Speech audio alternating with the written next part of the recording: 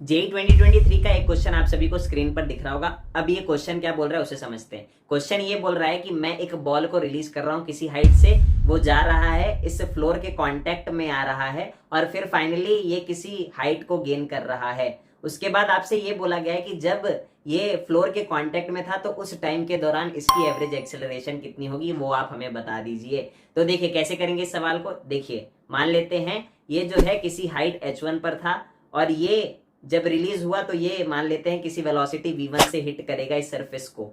अब देखिए क्या होगा, ये हिट करने के बाद फिर से ऊपर जाएगा, तो मान लेते हैं v2 वेलोसिटी से ऊपर गया और किसी हाइट h2 को इसने गेन किया। अब h2 की वैल्यू आपको दे रखी है। अब आपको सवाल ये उठता है, आपका सवाल ये होना चाहिए कि v1 और v2 की वैल्यू हम कैसे निकालेंगे भैया।